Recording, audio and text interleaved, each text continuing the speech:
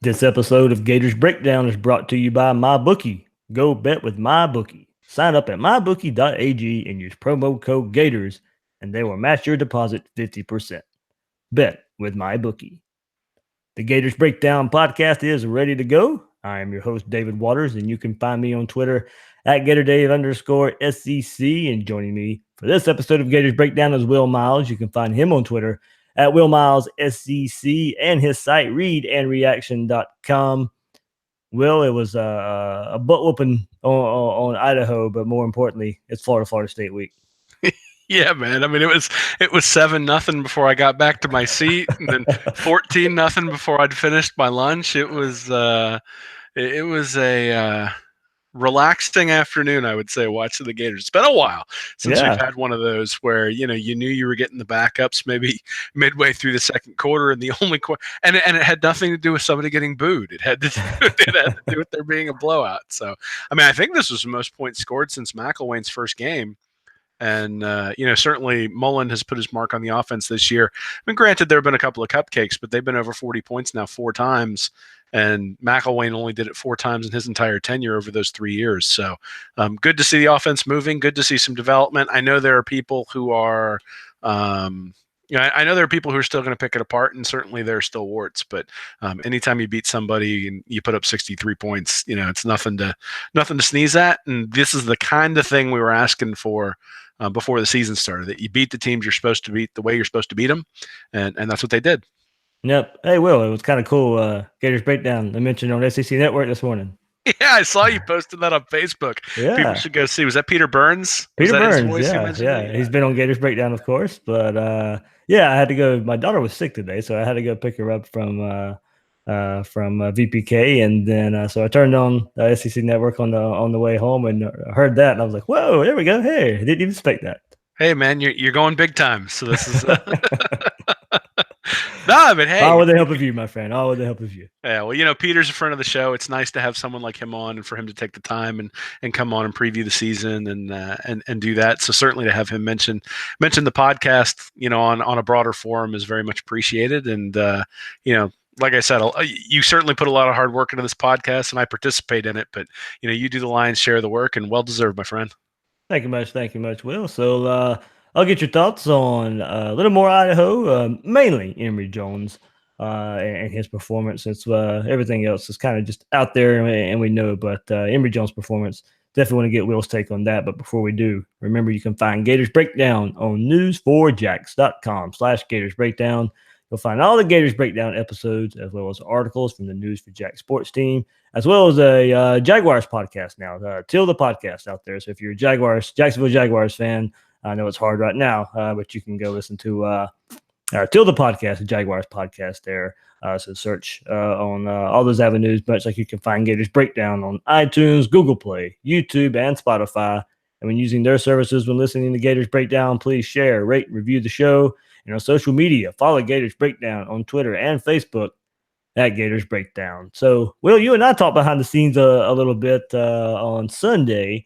Not much, like you said, not much to break down with this Idaho game. Some people are going to pick it apart. They're definitely going to pick apart what they saw from Emory Jones and his first extended action of the season. And going back and watching his play, I did it again today since I was unexpectedly home with a sick daughter. So she took a nap, and I had some little bit more time to kind of watch. And I still like when he made the decision to throw. He knew where to go with it and threw a catchable ball. When he threw it, where to go, catchable ball, threw it with conviction. Scanned the field a couple plays. One play where he wanted to go right, but it wasn't there. He moved to the left in the pocket, made a nice sideline throw to Grimes. So in his first extended performance, I think there was some good we can take away from Jones and seeing a good starting point in going into the offseason and perhaps another quarterback competition for the Gators next season. Yeah, sure. I mean, I thought Jones played pretty well. I thought there were a few plays where he dropped his head and started running sooner than you would have liked to have seen. Some times where he maybe felt pressure in the pocket when it wasn't really there and sort of left the pocket instead of going through his progressions. But he also threw a beautiful pass deep that was dropped. And then he threw one that was a little bit behind Grimes. It turned into a big play. But beyond that, for the most part, he looked like he was on target. I mean, I do think you saw some of the things that at this point in the season, worry to do against a big time opponent like a Georgia or like a Florida State. And I mean, we'll talk about how big time Florida State is this year, I'm sure. But if you're playing against really, really talented guys, I can see where things would still be a little bit fast for him. It still looked like it was a little bit fast. There was nothing in there where I went, oh yeah, he's clearly a better option than Felipe Franks. I think a lot of people's hope is that he's just leaps and bounds ahead of him. I don't think that's true. I think they're probably pretty equivalent right now. I think they do different things well. And I think you can sort of see that on display, that Jones is clearly a better runner, though a little bit less decisive. I mean, when they run with Franks, they're running with Franks. He doesn't scramble. Some of Jones's scrambles or some of Jones's runs were from plays where it broke down and he had to scramble. I think on the deep ball, it looks like Jones throws a little bit better than Franks. Franks just doesn't put enough air under it and it tends to sail past his receiver. But on some of those intermediate routes, I mean, Franks threw some really nice passes there. So, we'll see whether that carries over. The one thing I would say that I do think is significant from the Idaho game is they really, really repped throws over the middle. So there was a throw over the middle to Ciante Lewis, which they completed right over the linebacker under the safety. And then on the next play, they went to Kadarius Toney, and he overthrew that one, and Toney wasn't able to bring it in. But again, that was over the middle. There were multiple instances where I can remember they were trying to get guys open over the middle, and you wonder whether that has something to do with where they think they might be able to exploit Florida State's defense and sort of repping the things that Franks doesn't necessarily do well, as opposed to repping the things, those little outside throws, the bubble screens, things like that he does do well. Yeah, I think the difference, and you mentioned probably maybe how close they are in the physical attributes that we see, and I mentioned this on the podcast yesterday as well. Is it's like the little things that we can't really calculate, the things we can't see. Putting the team in the right play, putting checking to a run when it's a called play. Those are the things that they've been in this offense equal time, but it does come with experience and coming with studying defenses and the defenses that you've seen now that Felipe Franks has seen for 2 playing seasons and a redshirt season as well. So I think it's those things that we don't necessarily or can't necessarily tell a whole lot of why maybe Felipe Franks is still head and shoulders above being named the starter. Yeah, well, I also think people have selective memories. So Franks was improving every single week until the Georgia game. And then in the Georgia game, it was sort of, a little bit of good, a little bit of bad. If he hit that throw down the middle, if maybe he hits one more play, people think about that Georgia game very, very differently. Then obviously laid an egg against Missouri. So that's sort of the taste in your mouth. And then with the start against South Carolina, it was like, all right, here we go again. And it kind of felt like that. But then he was able to bring him from behind and really played a key role in that. Now, he is not going to put up Baker Mayfield type numbers. I don't think that's what we should expect. But I also don't think you throw a true freshman in the late stage in the season and get the same thing. So, hey, I think when you compare Franks to Francois, it's actually a reasonably favorable comparison for Florida. And, when you compare a few more things to Florida State, it's also a pretty favorable comparison for Florida. But, we talked about this after the Missouri game. Like, this offense is a puzzle and none of the quarterbacks necessarily fit perfectly. Jones, I think, showed that he has the skill set to fit perfectly, but there wasn't anything that jumped off the screen at me when I was watching it going, oh, wow, he needs to be a starter.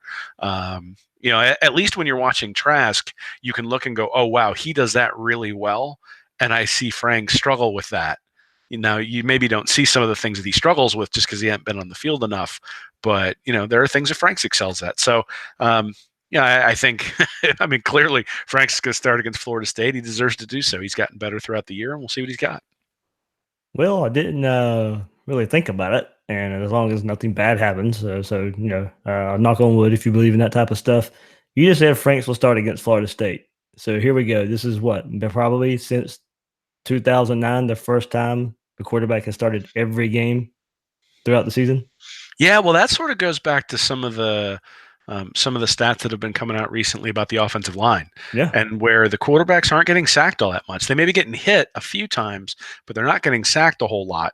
The Missouri game was really the only one where I can remember him having to run around a little bit, and even then, it was kind of because they were daring them to throw, and they weren't able to do it in that game. Go back to the Kentucky game probably where it was probably where they were pressured time and time again. Yeah, but even then, Franks has been able to get the ball out when there's been pressure. There hasn't been. Very rarely has there been a guy coming free on a blitz, and that goes back to the offensive line. It also goes back to the running backs. So Jordan Scarlett has been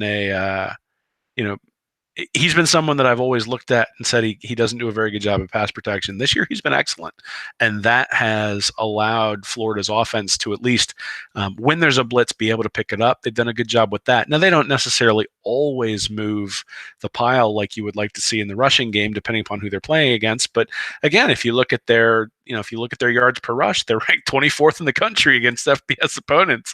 So they're right up there. I think John Hevessy's done a really good job with that offensive line. I think we need to give him credit for that. One of the things that we sort of said was, early in the year, the offensive line was a weakness. I don't think that's the case anymore. I don't think you look at it and say it's a definitive strength, but you certainly don't look at it and say it's a weakness. And I think that was my bold prediction coming into this year. Well, mine was that Franks would start every game. There we go. So we both, I think we got both came out ahead. But no, I mean, I think Franks is getting rid of the ball quickly. He's making his decision and getting it out for the most part. Sometimes he's a little bit late on some of the throws down the middle, and that gets a little bit dicey. But he gets the ball out relatively quickly, and some of the time that's designed, right? I mean, those little swing passes, it's designed to get it out, which is part of Mullen putting his guys in a position to succeed. I mean, Nussmeier and McElwain put their players in a position last year where they were in 3rd and 13 a lot, and then you're running that play action on 3rd and 13. There was just there was no time to throw the ball, and you were getting drilled. I mean, that game against Michigan, Franks had no time to throw the ball. Yeah. And there hasn't been a game this year where I felt like the offensive line was just completely overmatched. And last year there were definitely games that felt like that, including the game against Florida State. And so it'll be interesting to see how far that offensive line has come, because it's pretty much the same defensive line. Yeah. Burns is still a monster there on the Florida State defensive line, and we'll get to see how they hold up and see what they've learned over the past year with Mullen here and with some of the newfound confidence that they have. Well, you mentioned it. The sacks, 27 sacks. I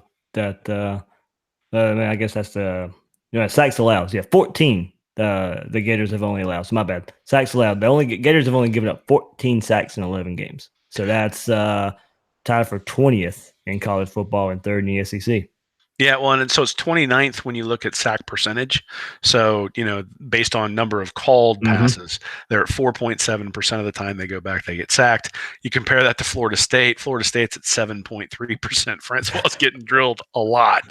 And, that the offense, we'll talk a lot about how the offense at Florida State is not great. Yeah. But one of the reasons it's not is because the quarterback's getting drilled. And, if you look at what Florida was doing last year, they were sort of in that realm. The quarterback was getting hit a lot. Some of that was on the quarterback, and to your point, you talked about Emory Jones making pre-snap adjustments and things like that.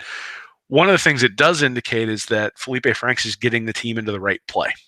That he's running a lot of RPOs, which means he's got a lot of different options. He's also being able to check at the line of scrimmage whether he wants to be in a pass or whether he wants to be in a run based on what the defense is giving him. He's always been very good at seeing what's happening pre-snap and making a decision. The issue is going to be if they start to make adjustments post-snap.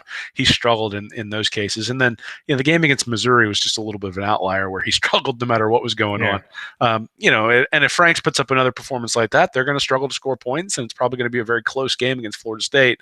But if he plays, kind of like he did against Georgia, or maybe like he did against Vanderbilt or Tennessee, then obviously the game will tilt towards Florida. Will. So we kind of just naturally went into it, but it's that time, Will. It's the season finale. It's a 5-6 FSU team. It's a 5-game winning streak over the Gators. It's time for the Gators, to take back the state of Florida. No excuse for this one, Will. I haven't said that many times this year when talking about this Florida team, and haven't really had to. But this is one of those no excuses games here. Florida is the better team, has been the better team all season, has proven more against a tougher schedule. So I don't think I'd say, I didn't think I'd say this coming into the season, but things change, expectations change. Florida's best game is better than FSU's best game for the 2018 season with the way these teams have played. you can confidently say Florida's best game is better than FSU's best game. It starts with coaching, and that's where I think Florida has a marked advantage. Now, does that mean FSU can't win? No, it doesn't. This game has to be played and played well on the Florida side. But going into this game, this is a game Florida should win. Oh, yeah. Well, I mean, so Florida's best game is better than Florida State's. Florida's worst game is better than Florida State's worst game. So, when you think about probabilities and sort of if each team plays to a certain level, Florida should come out ahead. If you look at the average FPI of the teams that Florida State has beaten is 70.8. The average for Florida is 47.8. And then the average team Florida's lost to is the FPI is 18.0 and Florida State is 26.2. And that's even with losing to Clemson and Notre Dame.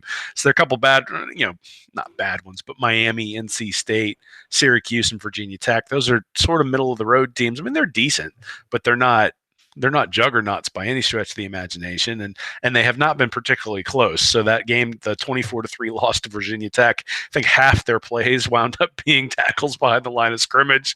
Syracuse was 30-7. They couldn't block anybody on the defensive line. The Miami game was close, but then you go to Clemson, it was just a complete blowout. The Notre Dame game wasn't close at all, and then the Boston College game. It was surprising to see them pull that out just because it didn't feel like their offense could move the ball at all. But, 22-21 against Boston College is not necessarily something that's going to instill fear into me when I'm thinking about playing against Florida State. Boston College best win this year might be Temple. Well, I mean, again, I think we can all say that I think it's pretty clear. Bill and I have written a couple of articles on recruiting the past couple of days over at Read and Reaction, and one of the things that became pretty clear is that the ACC is just, I mean, they're reasonably strong, especially when you incorporate Notre Dame. They're probably the second best conference if you include Notre Dame in that conference, but it's not even close to the SEC. And so, granted, Florida hasn't had to play Alabama this year, but they did have to play Georgia. They did have to play LSU. They did have to play Mississippi State, and they did have to play Kentucky. Surprisingly, Missouri's pretty high on the FPI too. So, really, the Colorado State game, the FPI was 116th. Then they had the two cupcakes against Idaho and Charleston Southern. But other than that, the worst team they played is Vanderbilt, who ranks 54th. Oh. You look at Florida State, they played Louisville, they played Wake Forest, they played Virginia Tech and Syracuse. Those are four teams that are ranked worse. Well, I guess Virginia Tech is a little bit worse than Vandy. Syracuse is a little bit better. When you look at again, FPI, you can use whatever ranking system you want. But at the end of the day, the story is Florida's played a lot better teams and has played better against those better teams. So, they've lost by an average of 17 points. Florida State's lost by an average of 24. Florida's won by an average of 16 points, and Florida State's won by an average of 11. So, overall, just when you look at the team comparisons, again, Florida State has been outscored by 10 points a game. Florida's outscored its opponents by about 5. So when you look at just FBS opponents. So, Florida's the better team. There aren't any excuses. Florida needs to win. And it's just so important for Florida to turn the tide, Will, to continue this nightmare season for Florida State. Turn the tide of the rivalry. There's word of recruits wavering on their commitments to Florida State. Much of it is based on the bad season that the Seminoles are having. Florida could reap the benefits of in some of those cases. It sends word in the state that the Gators are the team on the upward trend, not FSU, not Miami, the Gators. And there's a lot of importance in just, keeping the mojo of the 2018 season going and going into a better bowl game, going into a 2019 season where, when you look at the big three, it's Florida that's at the top of that program. There's a lot of importance riding on, more than just winning this game. There's a lot that goes behind it as well. Yeah, well, we talked a little bit after the Missouri game that it felt like Florida might have lost its opportunity sort of for this perfect storm where Miami and Florida State were really struggling. But this is an opportunity. Now, I mean, you beat Florida State 24-21. It's a win and that's important, but I don't know that necessarily puts your foot on their throat. You win this one 42-7. And all of a sudden, it has much more of an impact, I think, on what a recruit might think, particularly because the recruits might be the only people who are in attendance at Doak Campbell this weekend. So, and it's always a good thing to go in and beat your rival in their stadium when they've got the recruits there. And the last time Florida won this was 2012, and even a couple of years before that, after Muschamp took over, they hadn't won it. So it's I think 1 out of the last 8 or something that Florida's won. I mean, there's a reason that Florida's been behind Florida State in recruiting. Some of it is that Jimbo Fisher was a really good recruiter, but some of it is that they haven't been able to beat him. And so this is really an opportunity to do that. Now, I tend to think that the wave of recruits that would come from a victory over Florida State is more 2020 based. But I mean, you got to I'm only thinking of 2 guys, 3 at the most, maybe. Yeah, but I mean, 2 or 3 guys can really swing a class, especially if it's somebody like Akeem Dent or somebody like that who's up high in the class. Now, again, I think he's sort of wavering towards Alabama, not wavering towards Florida. Fuller and Hunter. There we go. Well, those are the 2. And so obviously you pull those guys away from Tallahassee and you bring them to Gainesville. We've talked a lot about how 4-star guys, even ranked in that 200 to 300 bracket, are important because about 1 out of 2 of them work out as full-time starters. The more you can fill your class with those guys, the better off you are. So lots of importance on the recruiting side of this, both for this year and for 2020. But you got to beat your rivals. That was something that Urban Meyer always did. I mean, if you look at the way he built the program, I mean, if you were to say, hey, 9-3, is that a successful season? Well, that's what Urban Meyer did in 2005. But he beat Tennessee, he beat Georgia, and he beat Florida State. Now, imagine if that 9-3 was a loss to Tennessee, Georgia, and Florida State. Well, you wouldn't have liked it. Well, you wouldn't have liked it, and I'm not sure the recruits would have either. Now, sort of late in that year is when he signed guys like Tebow and Percy Harvin and that sort of stuff. I think the only 5-star was an offensive lineman that he had in that class until after the season ended, and was able to pull in those really big guys. So hopefully Mullen's able to replicate that. And, we're talking about a national championship next year. But the reality is you don't win a national championship without beating Georgia and without beating Florida State. Those are the 2 teams that they're going to have to beat. Now, Taggart's made it a little bit easier, I think, just based on sort of some of his missteps and some of the things that he's done in his first year. But, you got to go out and beat them, and this is Mullen's real test, because you get measured at Florida by when you go out and you beat your rivals. So certainly successful against Tennessee and LSU, not successful against Georgia, and we'll see what he can do against Florida State. Yeah, that's right. You just named off the teams there, and it is important. You go back and you mentioned that 2005 season, Urban Meyer's first season, and a ton of recruits that he brought in, and you're right. Maybe a close victory versus Florida State doesn't send the kind of signals that that type of performance back in 2005 did, when it sent shockwaves through the state. And you go get Tebow, you go get Spikes, you go get Harvin, and that was that game, to being in that stadium for that 2005 game. You really could feel that the tide was turning into, Florida had come off, Ron Zook beating at Florida State the year before that. But, it was more than just to get in the second straight victory. You could really sense it. You could really feel it. And I think you would in a similar type of performance like that by putting your foot on their throat. I think you're right. I didn't think about it and that point of it. But I was also asking. I had a radio interview here in Jacksonville before we come on here, and we were talking about this season. If you lose to Florida State, or if you beat Florida State, what it means for the season as a whole. And I know just last week we were looking after the winner versus South Carolina. The reason I made sure I labeled the episode and titled the episode "Successful SEC Season" was because it has been. But overall, when you go back and look at it, a lot hinges on the good feelings going into the recruiting season, into the 2019 season, if you win this game. Yeah, I mean, I wouldn't call it an unsuccessful season if they lose to Florida State. But a lot of people will. Well, sure, a lot of people will, and a lot of people who are being recruited might say it. Some might say it is too. I think there are plenty of guys who have lost games to rivals to start with, and then have turned things around. I mean, I think you can look at Clemson. I'm pretty sure they lost to South Carolina a bunch when Dabo Swinney first took over. Oh yeah. I'm in no means saying it's an indicator of the future. I don't mean to make it sound like that. If that's what. Yeah. But I mean, so I guess that's the question, right? Is whether you're 9-3 or whether you're 8-4 doesn't really dictate what happens next year, insofar as the fact that if you're bringing in the recruits you should bring in, then you should get better regardless of whether you beat Florida State. Really what this does is, I think, sort of set a positive tone for the fan base in a you know, let's be honest, the Florida fan base is split in many ways about its quarterback, about you know, sort of the path forward. And this is an opportunity for Mullen to sort of put his stamp on the season and say, look, I'm going to beat the rivals. The rivals are more important. And that was something Urban Meyer always said is, hey, the rivalry games are more important than a regular game. It's not just a regular Saturday. These are the games we need to come out and win. And, you know, you have to win these games if you're going to be successful long term. Now, you know, if he goes 3-1 and this is the one he loses, I don't think that's you know, over the next 4 years. I don't think it's the end of the world. I'm not going to say it's an unsuccessful season, but I would say that I'm really looking forward to seeing Florida play UCF in the Peach Bowl, and so I want them to win this game so that we can hopefully quiet down the people in Orlando.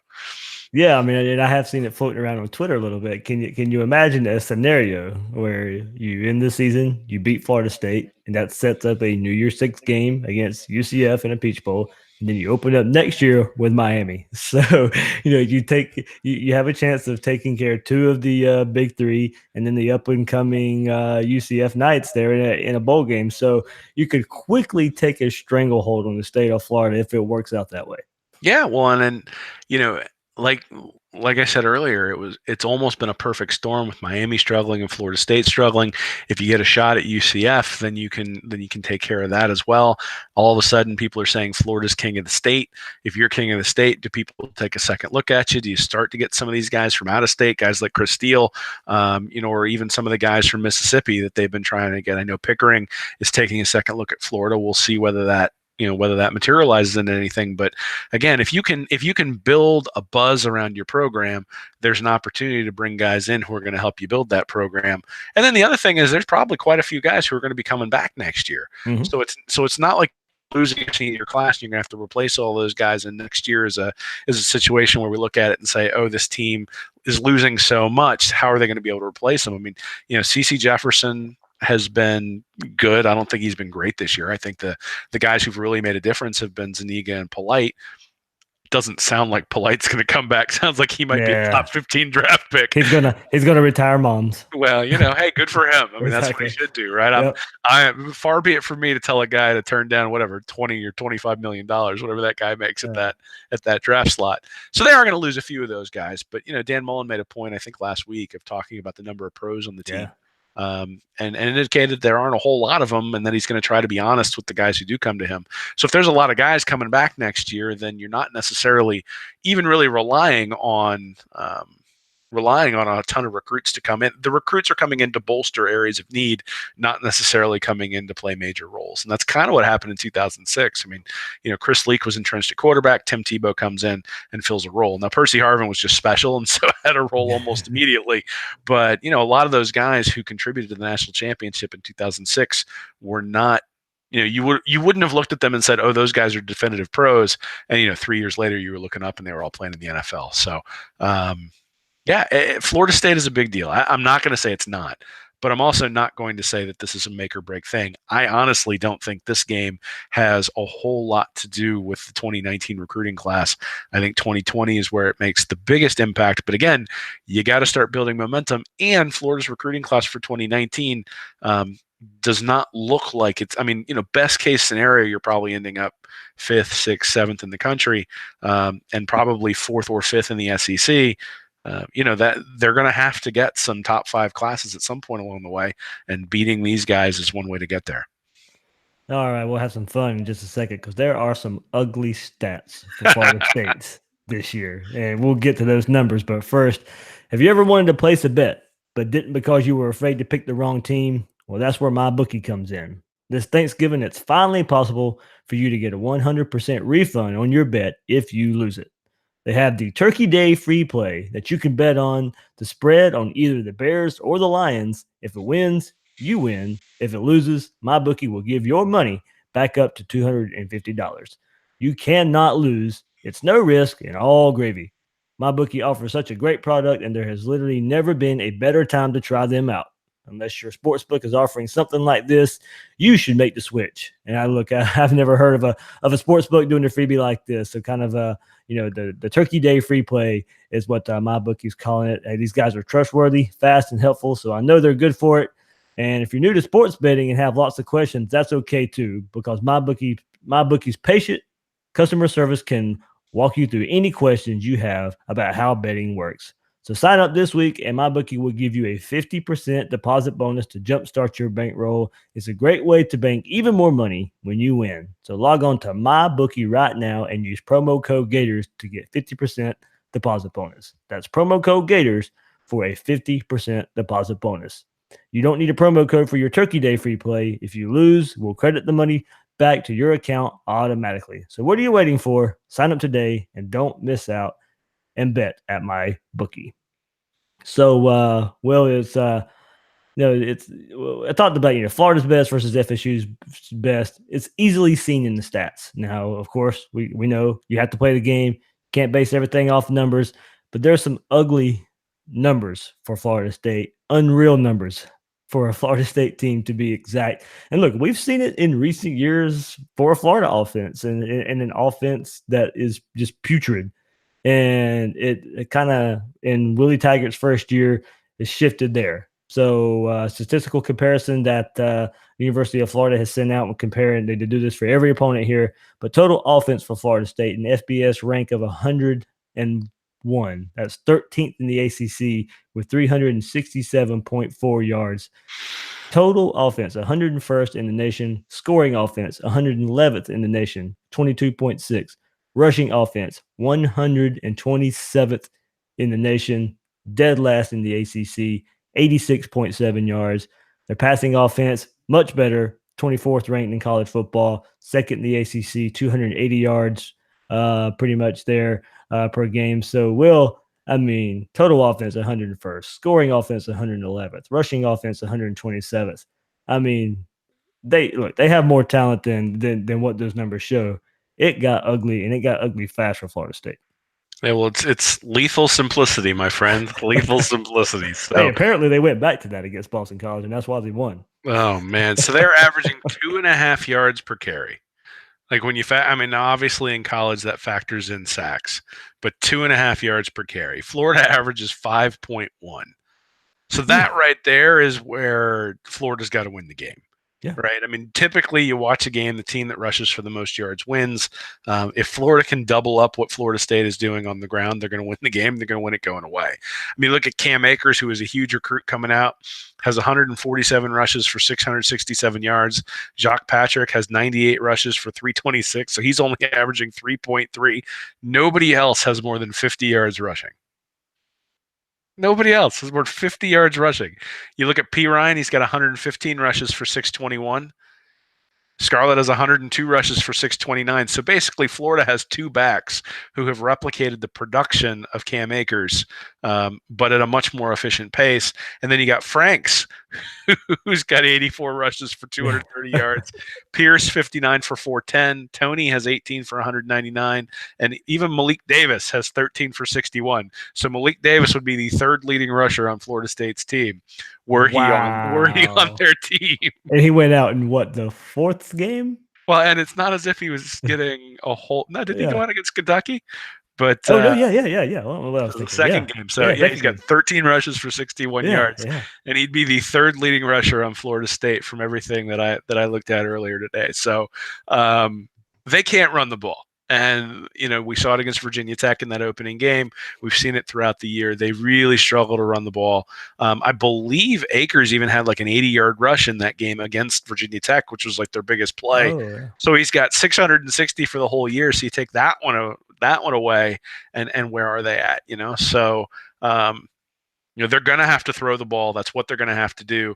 Now, Florida's been a little bit susceptible to the big play, but part of that has been that they've sort of gotten on a swivel where the linebackers have gotten out of their gaps on running plays and then have gotten a little bit flustered and have gotten beaten in coverage. Now, the one guy I do think Florida has to watch out for is Trey McKitty, the tight end, has 25 catches for 251 yards. he's a guy who, Voshan Joseph has sort of been hot and cold in terms of his ability to consistently execute coverages against tight ends. Against Missouri and South Carolina, he really struggled. Against Colorado State and Tennessee and LSU, he really did a good job. So, we'll see how he does there. And then Tamorrion Terry, their wide receiver, has 32 catches for 666 yards, so averaging almost 21 yards a catch. He's their deep threat, and that's a place where Florida has gotten beaten pretty consistently. So, again, against Missouri and even against South Carolina, they got beat deep a few times. So those are the two guys on Florida State I'd really watch out for. But, if you can't run the ball and you're one-dimensional, it really feels like Florida's defensive end should be able to take over. Yeah, that is the question for me: is can this defensive line get to where they can rush the quarterback? They haven't been the same since the Mississippi State LSU game. As well in pressuring the quarterback. Yeah, you mentioned Tamorrion Terry as well, and Naquan Murray. He's their leading receiver, 51 catches for 709 yards. So it will be interesting to see where they line up C.J. Henderson. Do they want to stop the big play down the field with Terry, or Murray, who's the guy who seems to be the favorite target of DeAndre Francois? Do they move? I'm sure a lot of it's to do with the formations Florida State comes out in and where they try and match up and get away from Henderson and who they want on Henderson as well. But it will be interesting to see if Henderson follows one of those wide receivers around. Well, it's also going to be really interesting to see what Grantham does, because in the past, one of the things is, one of the reasons that Jake Fromm was so successful on third down, particularly third and long. I mean, Florida actually did a really good job of forcing them into some third and longs, getting some tackles for losses, and he was able to complete touchdown passes on, third and 13, third and 12, things like that. It'll be interesting to see whether Grantham has to bring an extra guy, because if you have to bring an extra guy to get pressure, then you're going to be in trouble.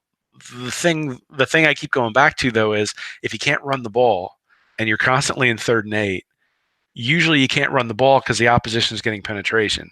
If they're getting penetration, they're going to be in your quarterback's face. And if they're in your quarterback's face, you don't need to bring blitzes. And so if they don't have to bring blitzes, if they can get pressure with 3 or 4 guys rushing, it's going to be a long day for Francois, just because, Terry might be able to get open deep, but the other guys are mostly possession receivers. And against the zone, you would hope that those zones would be able to close quick enough that you'd be able to take advantage of that. So, I think Florida State will hit a couple of passes that sort of prolong drives. But really, the reason I look at Terry and the reason I would put Henderson on Terry is that if Florida State isn't hitting explosive plays, then they're not going to move the ball. And if you can prevent the big chunk plays from being a big portion of the game, then you're going to win, because they're not going to put up more than 20 points. And that's sort of been the pattern over the year, that when they've played a team like Clemson, they scored 10, a team like Notre Dame, they scored 13, 22 against Boston College, 3 against Virginia Tech, 7 against Syracuse. It wasn't until they played worse teams like Northern Illinois and Louisville and even Miami and Wake Forest that they scored any at all. So against the better teams with the better defenses, they've really struggled, and I think that's kind of what we'll see this time as well. Yeah, so I go back and mention their passing offense, just 24th in college football. Passing efficiency, though, 86th at 128.47. Red zone scoring, Will, so something to look out for here. 117th in the nation as well. So that probably goes back to, if you can't run the ball in the red zone, you're not going to score with the way DeAndre Francois and that offensive line not being able to protect him. They get there. So if you can't run the ball in the red zone and you're asked to pass and it's kind of telegraphed, that probably plays into it as well in this offense. So, it is – the offensive line for Florida State, you go and as you mentioned multiple times, go back to the first game of the season, and ever since then, they've gotten a little better the last few weeks there, as they've kind of figured out some pieces there. But they also, as far as protecting Francois, I'll go back to that Boston College game last week. They protected him better than they have for the most part of the season, but he was just inaccurate pretty much all night. Of course, he hit the big play at the end, but you took his performance as a whole, and it wasn't all that great. So I kind of agree, maybe the kind of LSU performance there, because you saw Polite and Zuniga being able to get most of the pressure, and then you saw Voshan Joseph as that 4th guy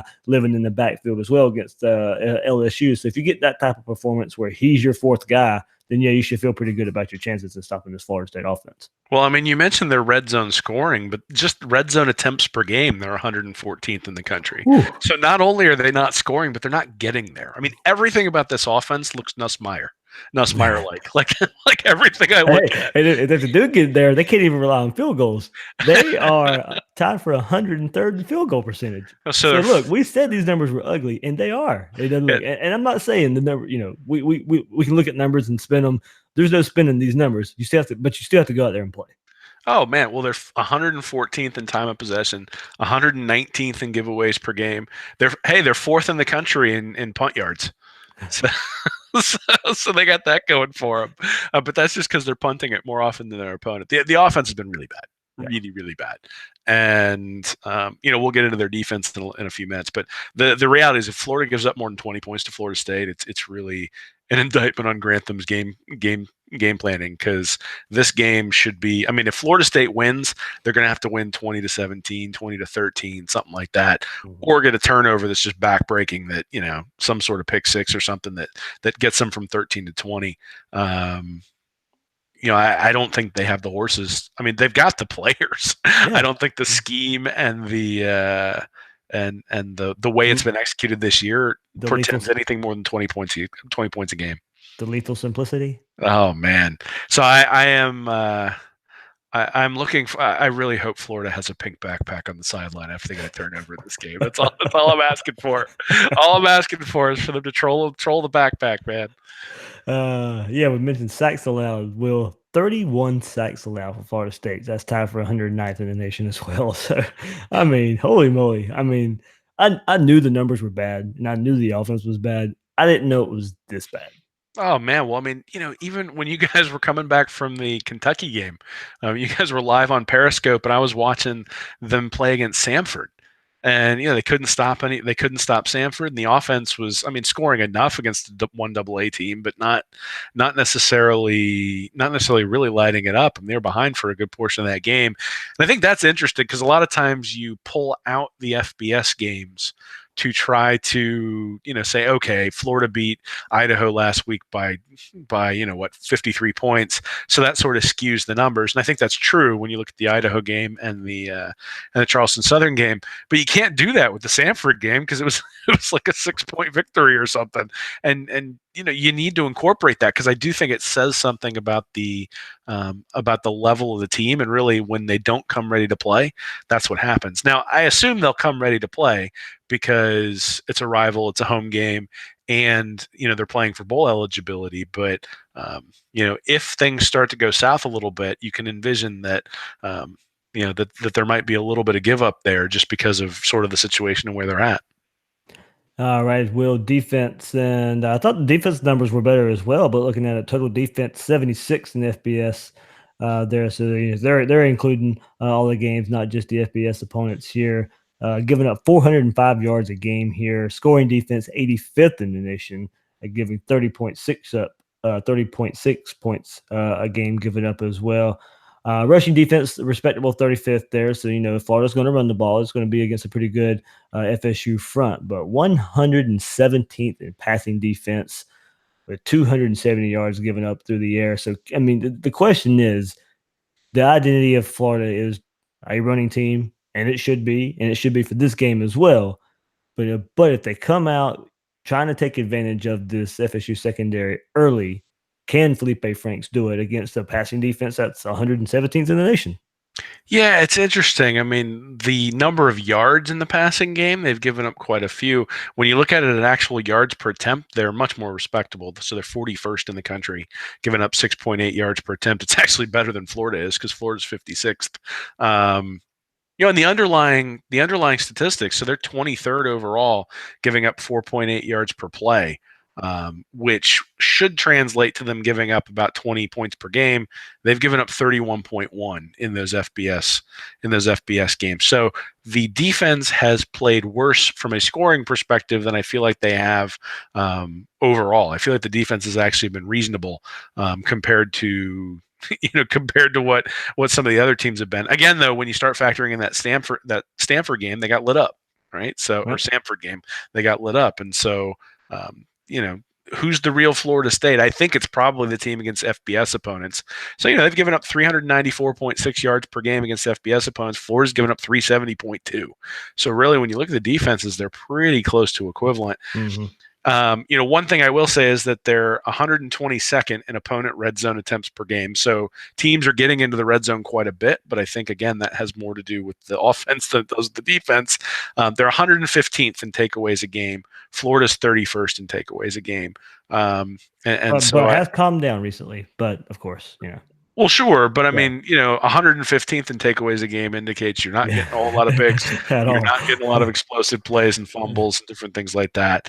I think at the end of the day, when you look at the scoring differential, which usually tells a better story than your overall record. I mean, but Florida State is really sort of a 4-8 team based on its scoring differential.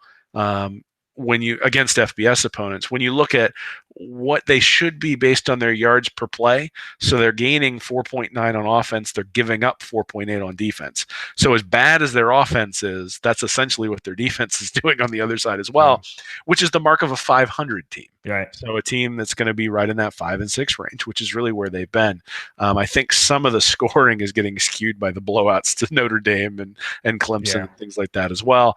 Though some of the underlying stats may be skewed because when Clemson gets ahead by 50, they just decide to run the ball the rest of the game and punt as opposed to really going after what's like once you've got 45 on them, what are you really trying to do at that point?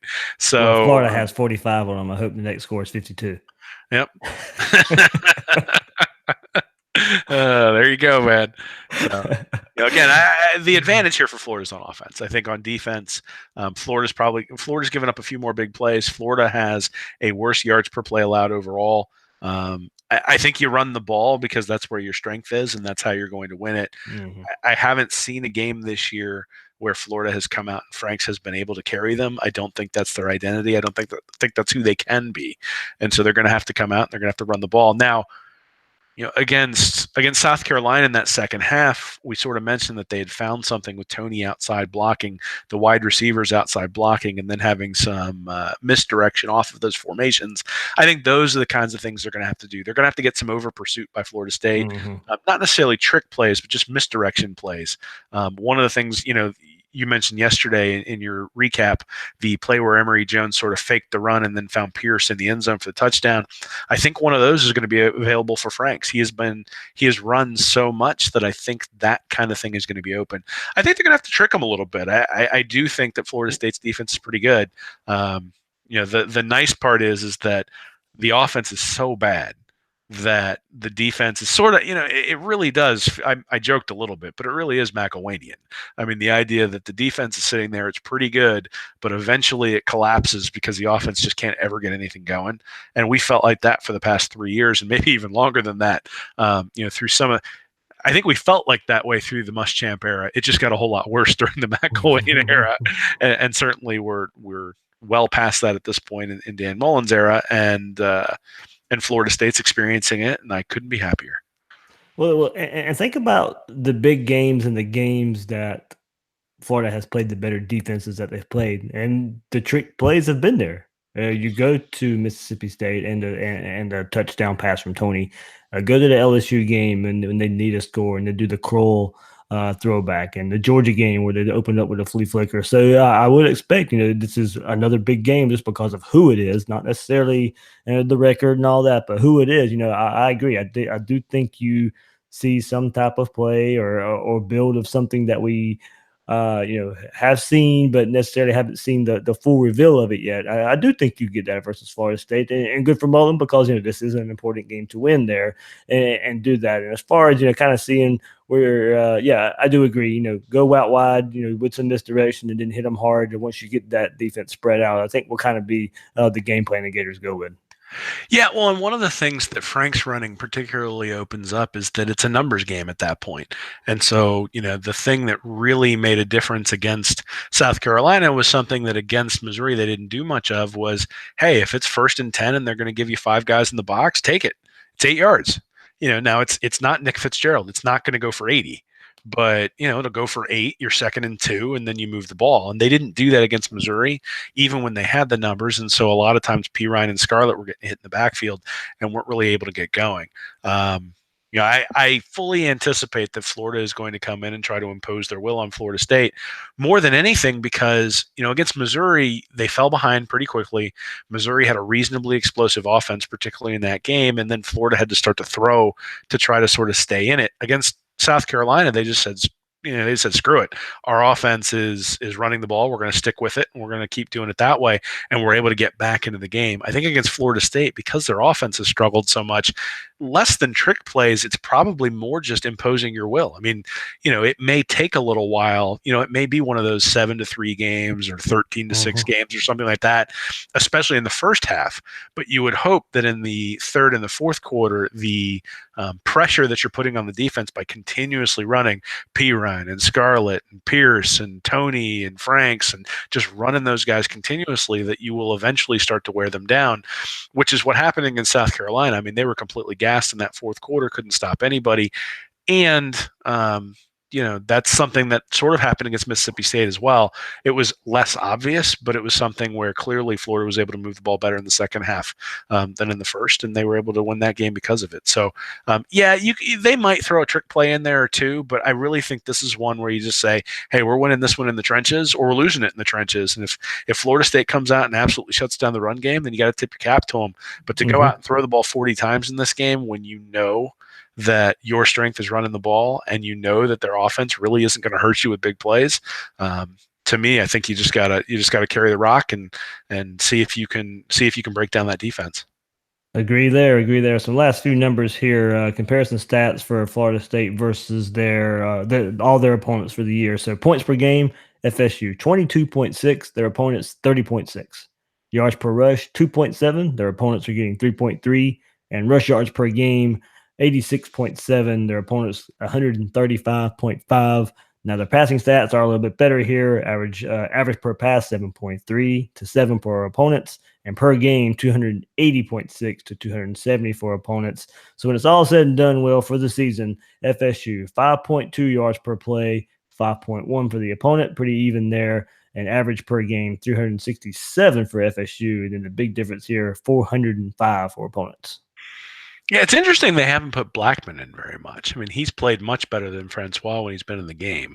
I'm going to ask James Coleman that. I'll have him on the show tomorrow. And a lot of people are thinking something to do with a red shirt, and he played, well, he threw for over 400 yards against NC State the one game he started. So I find it interesting as well.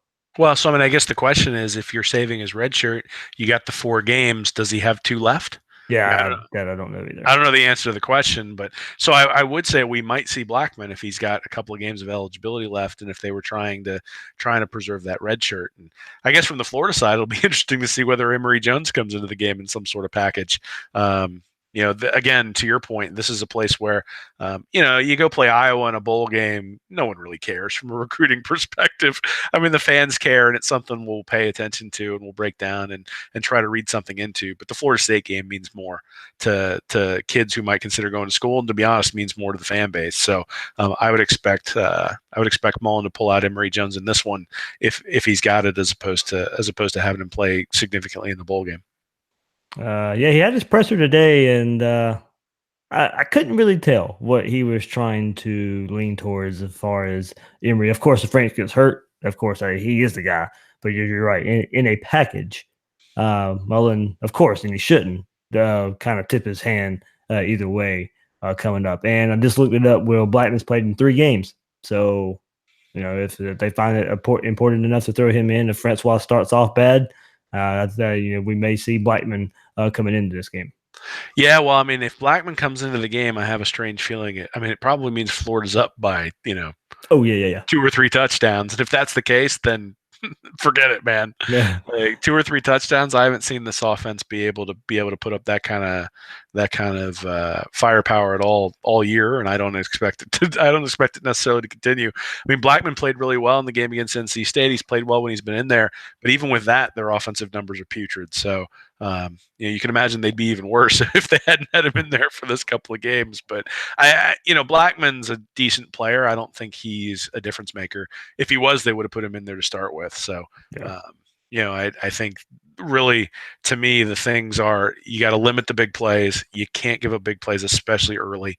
You got to stay in your gaps when you're playing defense against the running game, because they should not be able to blow you back off the ball. So if you stay in your gaps, you should be able to limit the running game. Give up 2-3 yards. Don't give up 17.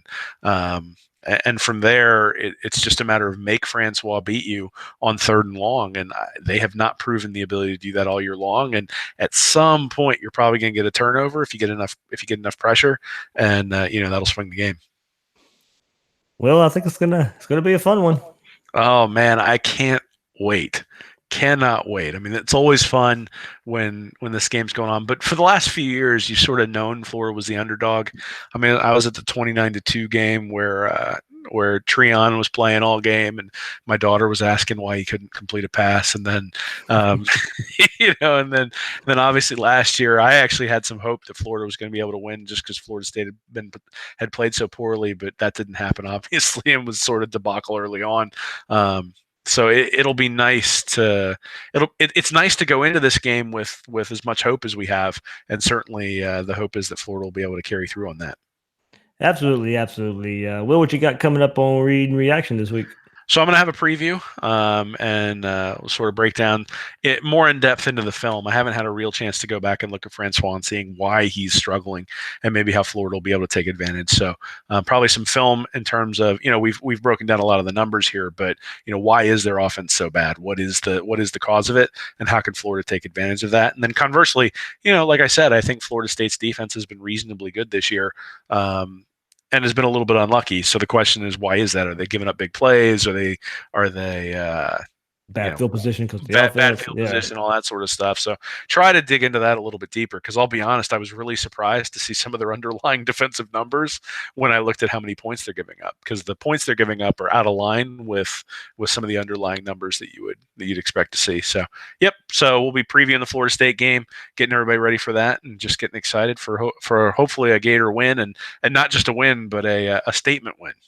Yeah, Will, also a quick word on Bill Sykes, contributor for here and your site too.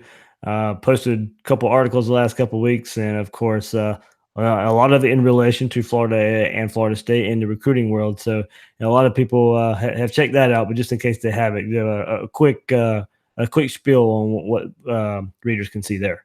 Yeah, Bill's done a really good job. He had reached out to me, I don't know, about a month ago, and asked if the site would be interested in having some recruiting work on it. And he broke down the chances of the big three, so Miami, Florida State, and Florida, of those teams bringing in top 10 recruiting classes, and sort of historically what top 10 classes have demanded in terms of points when you look at the 24/7 composite, and what that meant based on the teams that are ahead of them right now. So, he broke it down, made some guesses in terms of the percentages that he thought teams would bring in top 10 classes.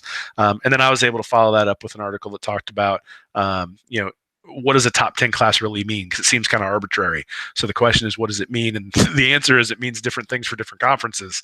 But anyway, so that's what's on the site, and certainly appreciate Bill contributing and everybody reading it, because it's definitely been pretty highly trafficked, and I think people are excited to see where Mullen's going to take Florida recruiting as he moves forward, especially off of a successful year.